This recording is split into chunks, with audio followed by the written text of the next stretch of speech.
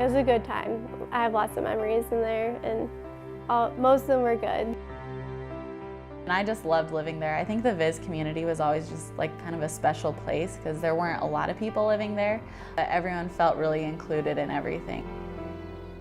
The Vis holds a lot of memories for me. It's a very special building. It's a very special place. It is filled with, a lot of history.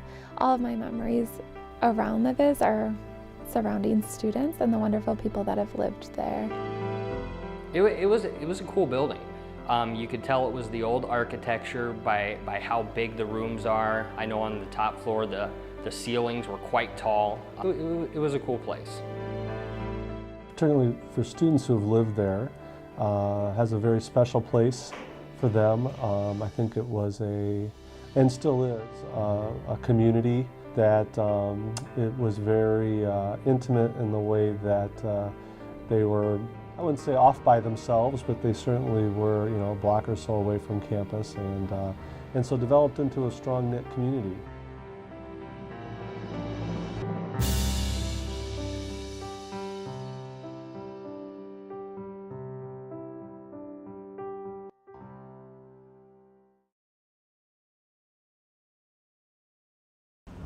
Well, I was hired 8 years ago, and I remember my first visit to this building was a rather unique experience. Of course, the first thing that I noticed was it was the convent for the Sisters of the Visitation. And so it's got a very rich and unique history.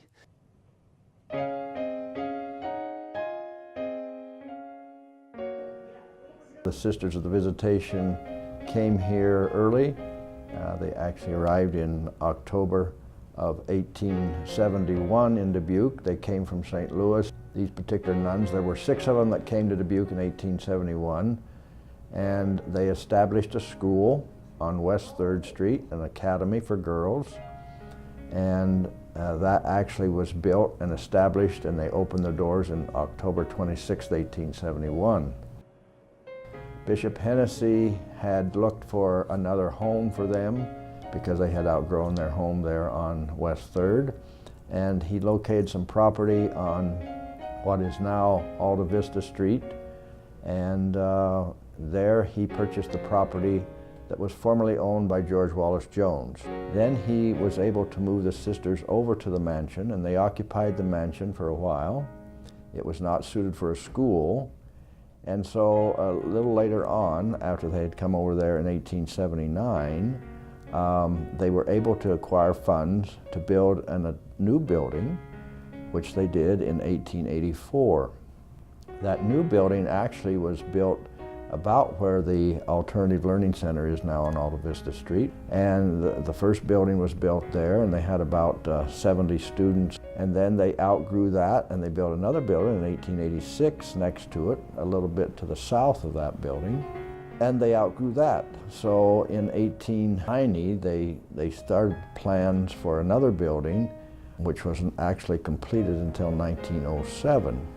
That third building, they actually took a cornerstone. They had a cornerstone made, and the cornerstone said October 26, 1871.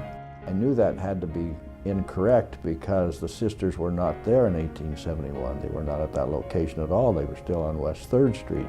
Some further research revealed that actually what they did was in the 1907 building made a cornerstone and etched the October 26, 1871 date in that, and that was because that was the date that they had formerly owned or operated their original school. And actually they had built a 4th building on the corner of Alta Vista and University Avenues for the academy as well. But a fire in 1936 destroyed the 2 previous buildings. The other building still remained on the corner there.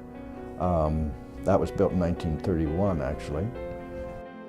When I started working or living at the Visitation, we had every grade from kindergarten through senior in high school. There were 100 in every class. And so we had 3 sections of every class.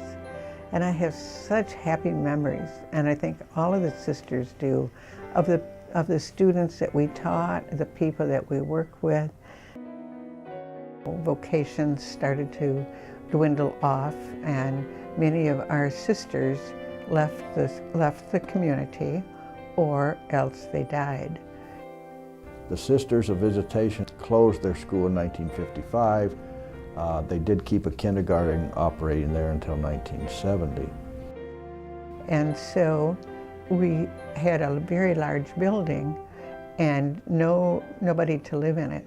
But then Loras had so many students and they didn't have room for all the students that they had, so they purchased the Academy of the Visitation. They were also looking for a buyer that would retain the building in Catholic and educational hands to the extent possible. And so Loras made a concerted effort to help the sisters as much as possible, so we went and purchased the building and went out on a campaign seeking funds from alumni to help renovate and make it operational. So we were successful in doing so, and since that time Loras has had the building operated as both a residence hall and an academic classroom and faculty setup. Well, it was a wonderful place for the college to have room for housing students when they didn't have enough room on campus and weren't building right yet. They were looking at possibilities, but they weren't quite ready to build. The college actually did not acquire that property until 1994. They obviously had to revitalize and remodel the old school building itself for dormitory space, for living quarters for the students. So that's kind of the history of the Sisters of the Visitation coming to that location here in Dubuque.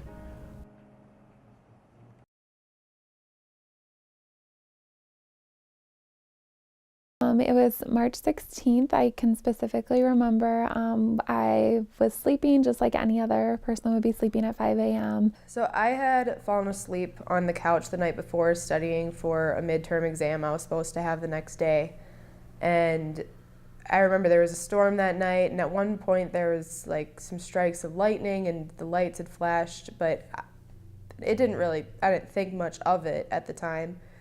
I was just showing up to work. Normally I get to work about 4:30. This was closer to 5 o'clock, so I was running late that day.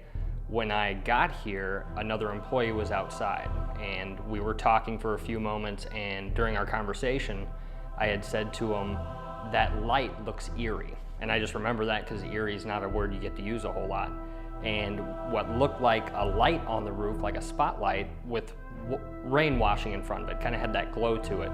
And it was a few minutes, probably about 2 minutes after when we were talking, my coworker said, "That looks like a fire." He ran inside to call 911. I called on my cell phone while running across the street. And from there, it was a panic trying to get in the building. I've snuck into my fair share of dorms, but I've never broken into one. And even when you're trying to make noise and trying to wake people up, it's harder to get in than people think.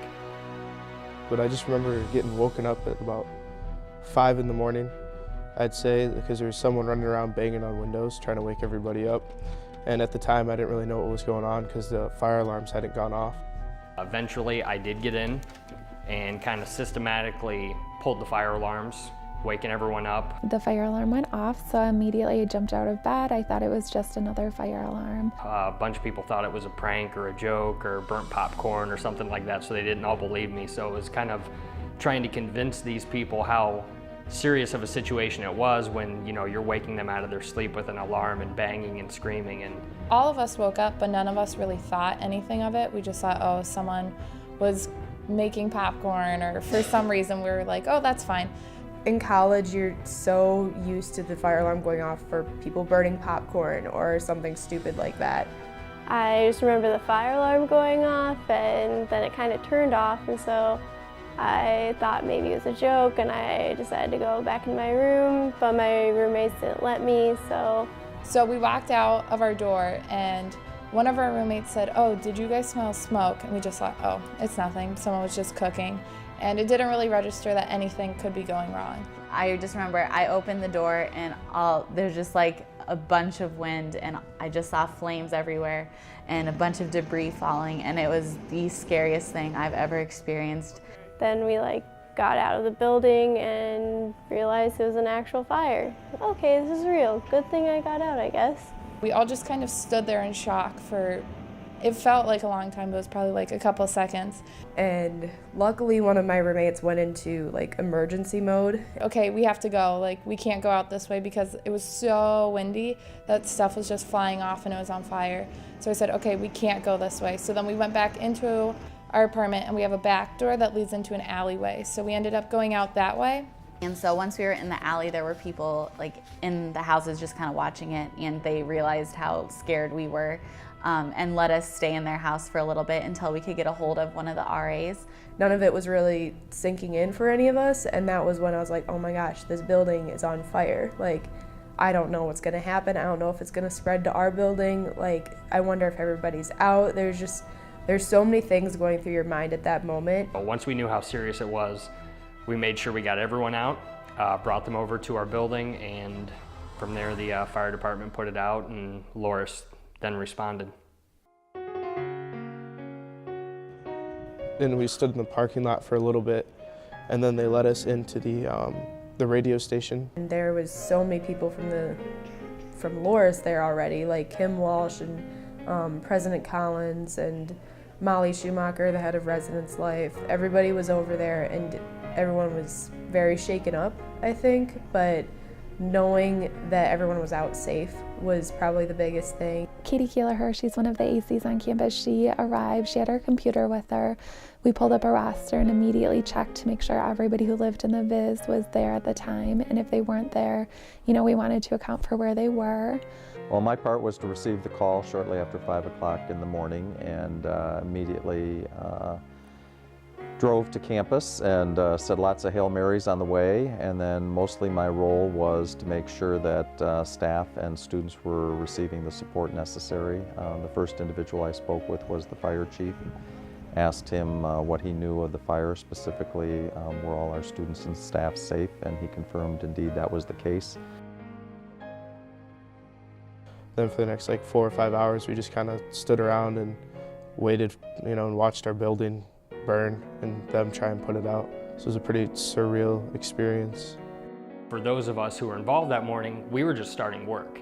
We go on the air at 5:30, so by the time we got back and settled, it was right around 5:30, and it was the show must go on. So we went to work while others were taking care of the kids. But I remember too someone asking me if I had any clothes in my office. And I had some sweatpants and some shorts and some workout clothes and things like that, because some of these kids were in their boxers and things like that because they woke up, got rushed out of the building, and that was it. I remember the plan of making sure students had clothes and toothbrushes and, some of those essential toiletries and things that were needed. Campus dining came with bagels pretty soon. Res Life came with blankets pretty soon. So it was really nice to be able to just have all these supplies right away. There was a dentist's office down the street that dropped off toothbrushes and everything within an hour. And so just to see the community outpour so soon, even though it happened at 5 a.m., was just incredible. Later in the morning, we went over to Kane and kind of just stayed there, and that was basically our headquarters all day. When we were in Kane Hall for our meetings during the day and stuff, Residence Life was figuring out where we would live after that. There was a lot of uncertainty happening too, because we didn't know if our apartment was going to be destroyed or just smoke smell, or if it was flooded. We didn't know if the sprinklers went off. Obviously, they put the fire out, but there was a lot of damage to the building, and obviously nobody would be able to move back in there. So they let us know that it would be a day or two before we were actually able to get into the building to, get stuff out. That night, none of us were able to stay in the Vis, so that we had to find temporary housing for everyone, myself included. So most of us, we all went to Practicum Hall, and that's where I ended up staying the rest of the semester, was in Beckman. I got my own room over there, which was pretty nice, We moved into the Bins area coordinator apartment for a few days. And then it was spring break, which the timing actually worked out well. So we were able to get off campus, which was nice. Just to sort of take a breather, get away from it all. I think that's something that I really needed. Just to I just needed to get away from it all. And I don't know what I would have done if we hadn't had spring break there, just because it was hard to be on campus. Later, we were able to go back in for a few things. Only some students were, but I was able to go back in to get contacts, and some students were able to go back in to grab things that if they were able to grab them. In the North Building, most of the things were so damaged and so ruined that most students couldn't. I guess that's when it like really registered, because like before then, you know, it was just, I didn't really comprehend how much damage there was going to be like in my room, because I was thinking, well, you know, it's all on the top floor, like it might just be a little bit of water, but like I wasn't thinking, you know, there was like 5 fire trucks there, and you know, they're all pumping 1,000 gallons of water a minute, and it took them a couple hours to put it out. So everything was soaking wet. So that's kind of when, you know, I got a little bit upset, and I was like, oh man, like I'm gonna have to replace a lot of stuff, and like a lot of my clothes had to go get professionally cleaned, because they were just so, I mean, soaked in like this nasty soot ash stuff, and everything just reeked. I mean, the smell was like, from like weeks after that, every time I'd smell like a bonfire or something, I'd always just like almost have like a flashback back to the Viz, you know, because the smell was so, you know, strong. Luckily, our apartment was almost completely fine. We had the smoke smell really bad, and our living room had flooded from all the water coming down through the building. But we were very, very fortunate. So me and my roommates were able to move back in then after we came back from spring break and just live there for the rest of the semester, which was really nice, and we were very fortunate about that. Immediately, a company arrived to see, you know, what they could do with the south building, how they could assess the damage. There were a lot of insurance people on site right away.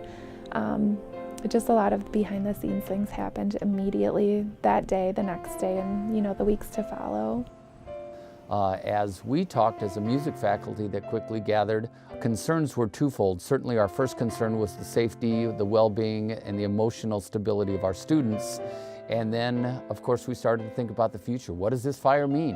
What happened in our building? Is there water damage? Is there smoke damage? Is there fire damage? When can we get into our offices and see what kind of damage we might have? That first initial walkthrough, what I was immediately struck with was, of course, the smoke smell. You know, it permeated the whole building. I did a quick look at our equipment here in the building and thought, well, I wonder when I start opening those cases, what is going to be the damage to the thousands of dollars of instruments that are housed in this building. We really went through every case, smelled it to see what kind of smoke damage there might be. We worked the keys on the instruments, the valves, the keys on the pianos. As we assessed all the instruments, I called West Music here in town. They came up and we sent out, in the course of those next several weeks, we sent out between 20 and 25 instruments for a very thorough cleaning. The cases were put into an ozone chamber to pull the smoke odor out of those. We had a piano technician come up and really assess the pianos, giving us a list of the damages. We submitted that claim to the administration, and over the course of the next 6 to 8 weeks, all of those instruments that we believed were damaged were sent out, thoroughly cleaned, put in the ozone chamber, and then returned to us throughout that, throughout May and June. So by July of last year, the instruments were back into our building and were ready to go for this fall. We did to make sure that there was a plan to transition classroom space and coursework away from the visitation. We then worked with fire, police, and insurance companies to make sure that our due diligence in terms of next steps, cordoning off the area, etc., was done.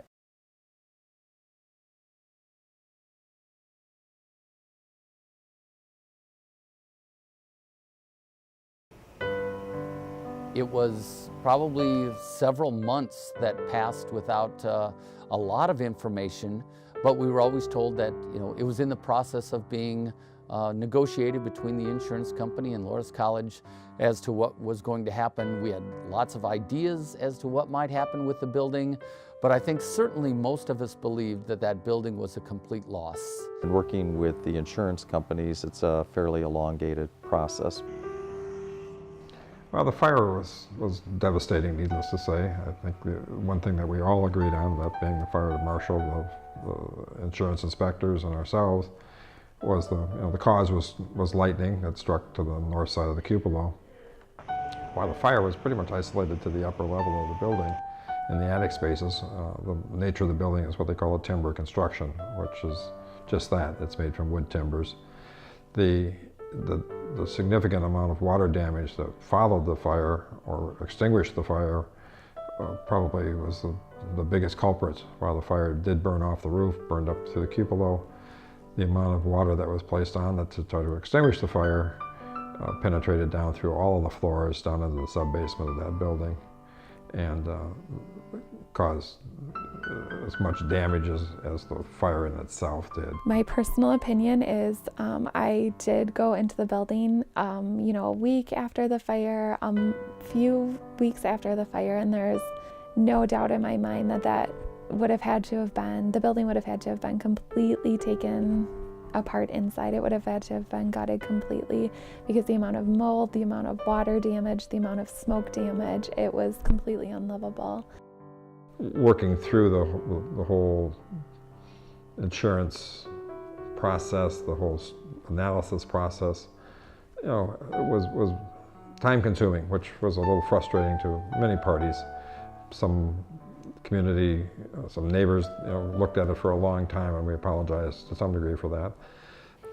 After several months of conversation and review through legal, engineering, architectural, and construction experts, what we came to learn was that the monies that we would actually receive from the policy were good, but they weren't large enough to be able to renovate and upgrade the building in the way in which we thought was necessary. Well, it was an old building, and unfortunately with what it would take to rebuild it and what the assessed value was from the insurance and the review of the building, it would make it financially challenging to actually rebuild it in that regard. And the damage was so severe that the option was to level it.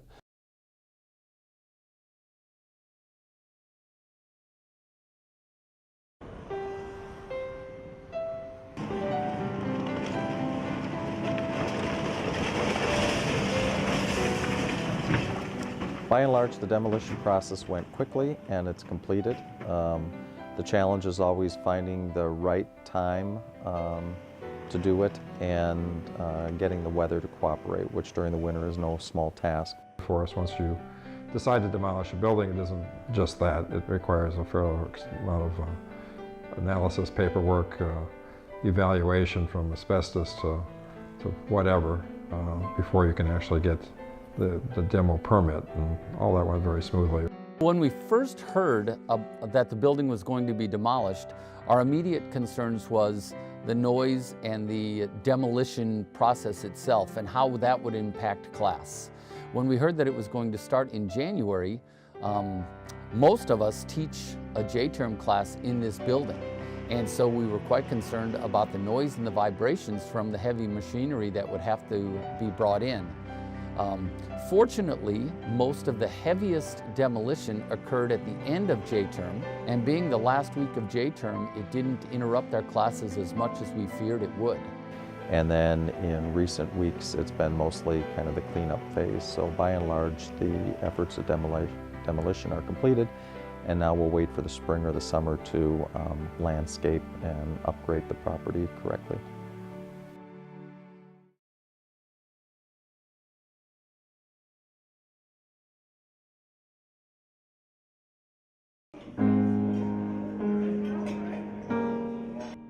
I think it was something that you don't get over something like that. It's always kind of in your mind. It's something you always think about. It's kind of sad. I learned a lot more about the history of it after it was torn down, because that's when people seem to want to talk about it, want to remember it, and things like that. I've learned a lot. I've learned to be safer and to triple check everything. Even though the Vis fire wasn't caused by someone, it just sort of has reminded me, like, okay, I need to double check that I'm turning off everything, so taking those precautions.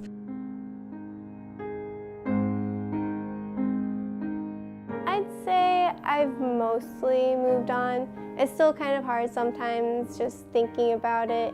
I was just glad that all of us got out safely, because it would have been a much different story if the radio station people hadn't pulled the fire alarm and gotten us all out safely.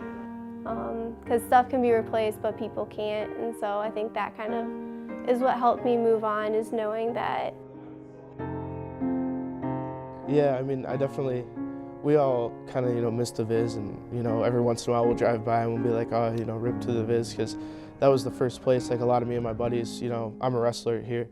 And so like all the wrestlers were in the Visitation, and that was the first residence hall we ever stayed in, So like a lot of our college firsts were there. We all, that's where we met each other. That's where, I made a bunch of my closest friends that are like my friends now. And, that's where my college career began. So it was sad to see it go, and I'm definitely gonna miss the place, but life goes on.